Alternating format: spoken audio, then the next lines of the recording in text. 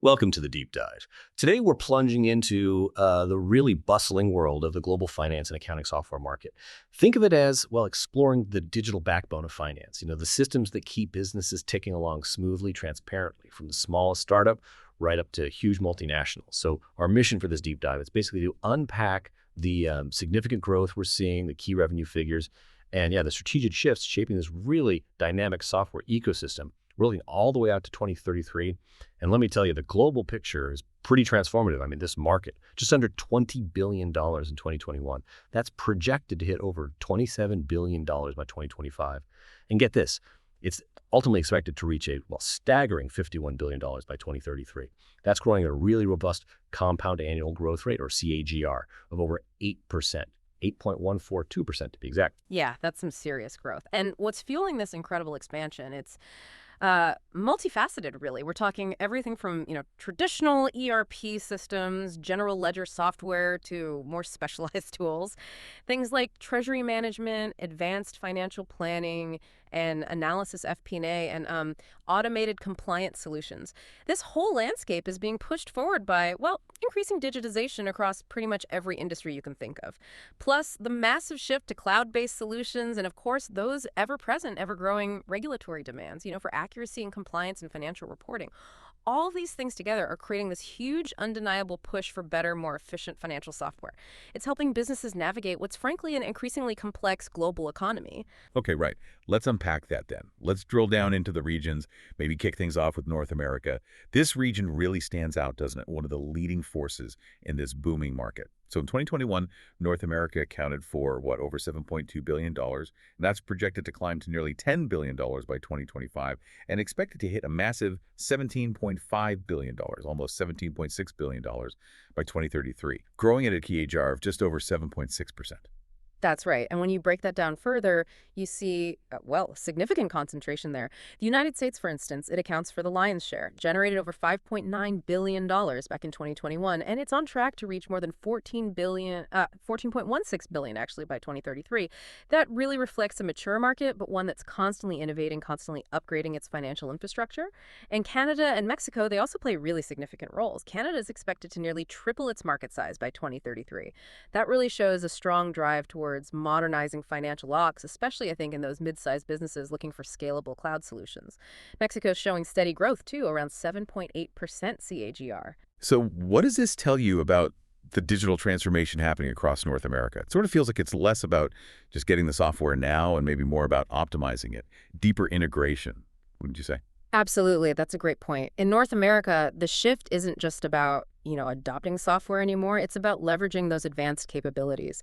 Things like AI-driven analytics, real-time reporting, predictive modeling. Businesses are moving beyond basic bookkeeping. They want strategic financial management tools, tools that can provide instantaneous insights and, crucially, automate complex compliance tasks. That's a huge driver for that sustained growth we're seeing there. Okay, fascinating. So from North America's established leadership, let's shift focus. Let's go across the Atlantic to Europe. Europe also makes a very substantial contribution to the global market here. Europe contributed over $4.3 billion in 2021, and it's forecasted to grow to over $10.5 billion by 2033. So a CAGR of just under 7.7%. Yeah. Pretty similar to North America overall. Pretty similar overall rate. But what's particularly interesting in Europe, I find, is the varied pace and the different drivers of digital adoption you see across the continent. Take Germany, for example. It's a real powerhouse. Started at almost $870 million in 2021. It's projected to more than double, actually hit $2.25 billion by 2033. That really reflects its strong manufacturing base, doesn't it? And that emphasis on digitalizing industrial processes. Growing at 8.4%, then you've got the United Kingdom, another top contributor, growing very consistently about 8% CAGR, probably driven by its vibrant fintech sector and a strong move towards cloud-first strategies, especially in financial services. They're aiming for over $1.7 billion by 2033. But then you see slightly different dynamics elsewhere in Europe. France, for instance, it's a major player, no doubt. Started around $545 million in 2021, but it shows a slightly lower CAGR, just over 7%, perhaps influenced by unique regulatory frameworks or maybe specific industry focuses there. Aiming for about $1.2 billion by 2033. Italy also showing solid growth, around 7.3%. And then conversely, you see smaller markets like Spain. Spain started smaller, around $322 million, but it's projected to show very strong growth, nearly tripling by 2033 over 8% CAGR. That often signals, a rapid catch-up phase. Businesses embracing digital tools to enhance competitiveness, maybe comply with evolving EU standards like e-invoicing mandates. So it's not really a single wave sweeping Europe. It's more like a series of distinct surges across the continent. Right. It's those varied paces that are so interesting. It does hint at maybe different business cultures or perhaps different regulatory pushes, things that accelerate or slow down adoption in very specific ways, country by country. Okay. Now, if you're looking for where this market is truly exploding, well, then you really need to turn your gaze towards the Asia-Pacific region. APAC has emerged as the fastest growing zone in this entire market, definitely the one to watch. In 2021, the APAC market was valued at just over $5 billion. It's set to reach over $7 billion in 2025 and projected to nearly triple, hitting over $14.2 billion by 2033. That's recording an impressive CGR of over 9%, 9.077%, actually. Wow. Yeah, the momentum in APAC is it's undeniable, and it's fueled by a unique blend of factors, I think. China certainly leads this surge. Its market's expected to almost triple by 2033, reaching over $4.6 billion. That's driven by its massive internal market, obviously, and just the rapid digital transformation happening across all sectors there. About 9.3% CGR. But the real standout, for me anyway, is India. Ah, yes, India. It boasts one of the highest growth rates globally in this space. It's anticipated to surge from under $700 million in 2021 all the way to over $2.1 billion by 2033.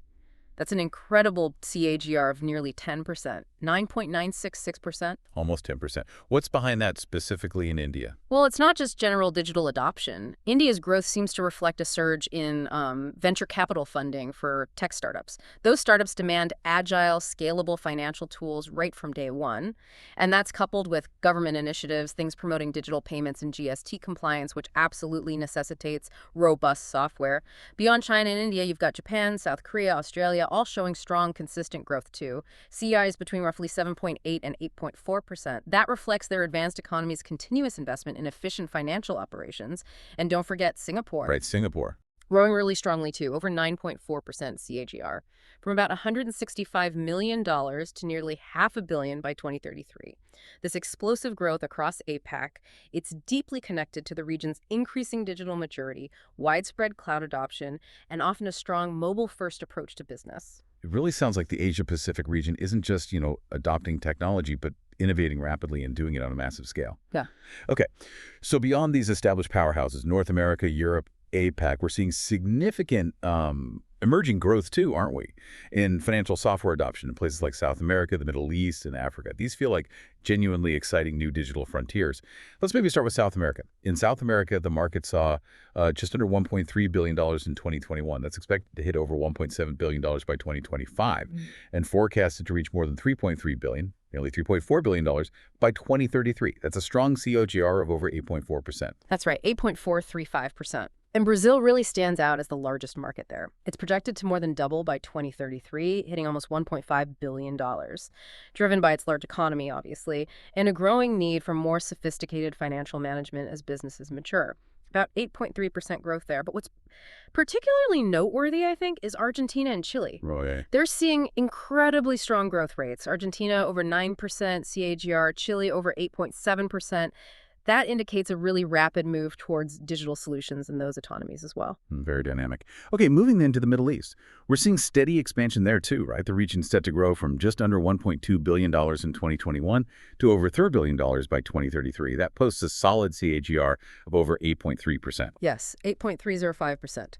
And within the Middle East, Saudi Arabia is a key player. Its market is expected to approach $900 million, $875 million by 2033, around 8.4% CAGR. This seems to align pretty well with its ambitious Vision 2030 plan, which really emphasizes economic diversification and, crucially, digitalization. And the UAE is also a strong contributor, expected to nearly triple its market size by 2033 from around $198 million to over $555 million. That reflects its status as a regional business hub, doesn't it? And its proactive adoption of advanced technologies to maintain that competitive edge. A very strong 8.96% CAGR there. Okay, great context. And finally, let's look at Africa. It's its own steady digitalization journey. The region saw just under $900 million in 2021. It's forecasted to reach over $2.3 billion in 2033. That's with a 7.8% CAGR. Yeah, 7.809%. And in Africa, countries like Nigeria are experiencing significant growth, from about $154 million to over $410 million by 2033, probably driven by increasing internet penetration and a burgeoning startup ecosystem there that needs these scalable financial tools. And South Africa also shows robust expansion, heading towards over $1 billion by 2033, starting from about $365 million. That's growing at over 8.4% CAGR. What's really fascinating here, when you look across all these regions, South America, Middle East, Africa, it's how deeply digitization is impacting, every corner of the globe. It's reflected in these remarkable numbers, isn't it? Empowering businesses in really diverse economies to operate more efficiently, more transparently. It really is. So, okay, we've toured the globe. What does this all mean? How do these regional numbers, these different growth stories, how do they weave into the bigger tapestry of global business? Well, if we try and connect the dots, the bigger picture seems clear. The global finance and accounting software market is it's evolving rapidly, no question. And this evolution, it's driven universally by common themes, isn't it? Increasing digitization of business processes, the widespread adoption of cloud computing for flexibility, for scalability, and that growing demand everywhere for accurate, real-time financial reporting. So what does it mean for businesses? I think the software segment is fundamentally empowering organizations, all sizes really, from the US to India, Germany to Brazil. It's allowing them to scale with more agility, to achieve greater transparency in how they operate, and crucially, to maintain compliance in what is, let's face it, an increasingly complex and regulated world. Absolutely. I mean, as the market heads toward that valuation of over $51 billion by 2033, it becomes abundantly clear, doesn't it? Finance software. It's just not a luxury anymore for businesses. It's an absolute necessity. It's really an investment in efficiency, in compliance, and increasingly in strategic foresight, which I suppose raises an important question for you, our curious listener. The core takeaway from this deep dive seems pretty clear. The phenomenal growth of financial software signals a fundamental shift, a shift in how businesses operate and scale globally. It's really redefining the role of finance itself within organizations. Indeed. And maybe something to ponder is this. Consider how this accelerating integration of finance software doesn't just streamline operations, which it does, but how it fundamentally reshapes decision-making, how it changes competitive landscapes, and maybe even reshapes the very definition of what financial health means for organizations worldwide. It really is about leveraging that data to gain a true competitive advantage. A powerful thought to end on. Thank you for joining us on this deep dive into the digital future of finance.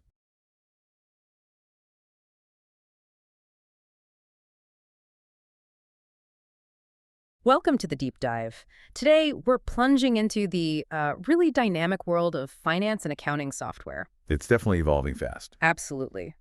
And our guide for this is an expert analysis from Cognitive Market Research. Our mission, really, is to cut through the complexity. We want to give you the critical insights, what's driving growth, what hurdles are still out there, and the trends that are genuinely redefining financial operations. Yeah, there's a lot happening under the surface. Get ready for maybe some surprising angles and hopefully a much clearer picture of where finance tech is going. Okay, so let's unpack this first part. When we talk about businesses, big ones, small ones, all sizes, really what's actually pushing them to adopt these, let's say, more sophisticated financial tools right now. Well, what's fascinating, I think, is that the main driver isn't just about, doing things faster anymore, though that's part of it. It's more fundamentally about hitting this new level of automation and precision. That combination really changes how finance departments operate. Automation and precision, okay. Yeah, think about payroll that just runs perfectly, invoices that basically reconcile themselves, or tax calculations that stay automatically updated with the latest rules. It's not just about catching manual errors, though that's huge. It's freeing up finance teams from that grind of data entry and reconciliation. Right, so they can do more strategic work. Exactly. They shift from being, human calculators to actual strategic advisors. That's a massive value unlock people sometimes miss when they just talk about automation speed. That is a powerful shift, seeing finance teams become more proactive, less reactive. And it's not just the big corporations feeling this, right? I get the sense smaller and medium businesses are maybe feeling this pressure even more. Oh, absolutely. We're seeing just explosive adoption among SMEs and startups. It's a complete game changer for them. How so? Well, historically, advanced financial tools, that was a luxury, Big companies, big IT budgets, but SMEs, startups, Ooh, they yeah. often have tighter budgets, smaller teams, so they're flocking to cloud-based finance solutions. Because they're more accessible. Exactly. They're scalable, affordable, generally easier to use. These aren't just watered-down enterprise systems. They're often built for agility. So suddenly, these smaller businesses can manage their books properly, stay compliant, get real-time data for decisions, all without needing a huge IT investment. It really does level the playing field. That's incredible. Sort of a democratization of these powerful tools.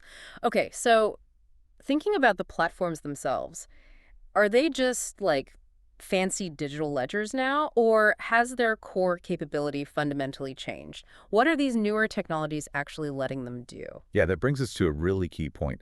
The market's momentum is getting a huge boost from integrating these cutting-edge technologies. Think artificial intelligence, machine learning, advanced analytics.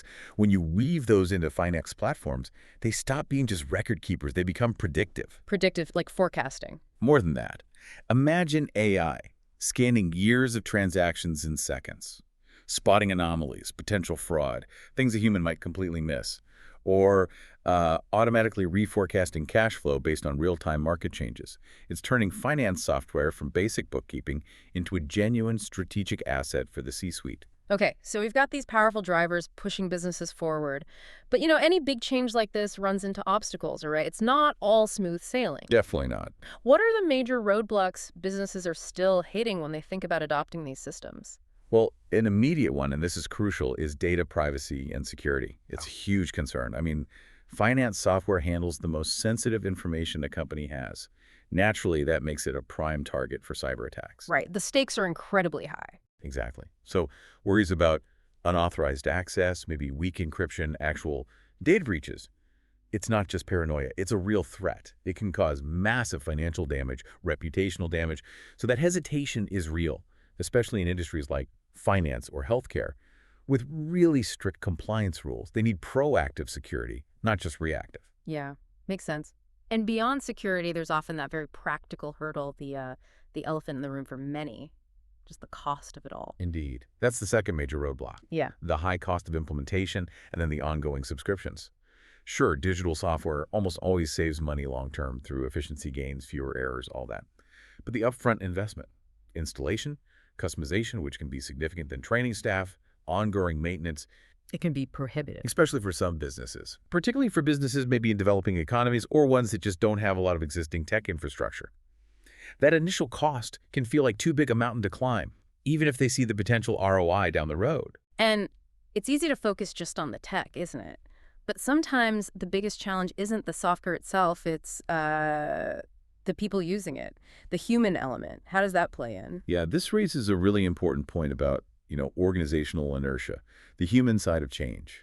Resistance to change is real, and sometimes there's a perceived lack of technical expertise. So teams used to the old ways. Exactly. Finance teams who are very comfortable with legacy systems, spreadsheets, manual processes, they can understandably resist moving to a whole new digital platform. It's a big shift in their daily work. It requires learning new skills. So if you don't have the skilled people, or maybe even more importantly, if you don't have a clear, empathetic change management strategy, Empathy being key there. critically important. Without it, companies really struggle to make the leap, even when leadership knows digital transformation is valuable long-term. It's not just about installing software. It's about fundamentally changing how people work, changing the culture. That's a really crucial distinction. Okay, so we've looked at the drivers, the hurdles. Now let's sort of look around the corner. What are the big shifts happening right now, the emerging trends that are really defining the future of finance and accounting, maybe in ways we didn't expect a few years back? I'd say the most powerful, most immediate trend is the massive, almost unstoppable shift towards cloud-based solutions. It feels like everything's moving to the cloud. It really is. It's hardly just an option anymore. It's fast becoming the standard. These platforms just offer unmatched flexibility. Think real-time collaboration for teams spread out everywhere, easy remote access, automatic updates without IT headaches. This post-pandemic world where agility and just being resilient are so key, cloud accounting has really become the gold standard. It helps with cost control, boosts productivity, lets businesses adapt almost instantly. So it's changing the architecture of how finance even works, adapting to this distributed global way of working. And speaking of access, it sounds like finance is also going mobile, like everything else in our lives. Precisely. Y- Yeah, we're seeing a really strong surge in mobile and app-based accounting solutions. These are often designed specifically for, say, startups, freelancers, professionals who are always on the move, maybe don't even have a fixed office. Right, managing things from their phone. Exactly. Handling transactions, tracking expenses, reconciling accounts, generating reports literally from anywhere, on a phone or tablet. And they tend to have really intuitive interfaces, lots of time-saving features. It's fundamentally changing how quickly teams can close books or get critical reports. Finance becomes proactive, right there in your pocket. It really feels like the old one-size-fits-all approach to big enterprise software might be, well, fading. Businesses seem to want something that fits their specific needs, their industry. Yeah, if we connect that to the bigger picture, it's a definite move away from those, giant monolithic ERP systems of the past. We're seeing much more demand for customized, industry-specific modules, and not just small tweaks. We're talking solutions built from the ground up for unique workflows or compliance needs. Can you give an example? Sure, like a nonprofit needs robust grant tracking. A retailer absolutely needs deep inventory integration, point-of-sale reconciliation. A manufacturing firm has totally different cost accounting requirements. So these specialized tools, they're driving adoption because they solve complex, niche problems that generic software just struggles with. They actually improve functionality for that specific sector. Okay, so wrapping this all up, our deep dive really shows the finance and accounting software market is, well, it's entering a genuinely new era, wouldn't you say? I would, definitely. An era driven by this push for automation, infused with real intelligence, and increasingly defined by this tailored, industry-specific approach. And while, yes, big challenges like cybersecurity and cost are still very much present, They haven't gone away. right, but that fundamental drive for precision, for efficiency, for being digitally adaptable, that's what's really fueling growth everywhere, across all sorts of industries and regions. And I think businesses that don't just adopt these tools, but really strategically embrace them, proactively build that digital fluency within their teams. They won't just improve their finance operations, they'll gain a serious, undeniable strategic edge in what is, let's face it, a very fast-changing digital world. So thinking about all this, what stands out to you, our listener? How might these shifts fundamentally impact your own financial world, maybe the industry you work in? Maybe the bigger question is, what steps could you take, starting today perhaps, to leverage some of these insights for yourself or your business? We definitely encourage you to keep exploring.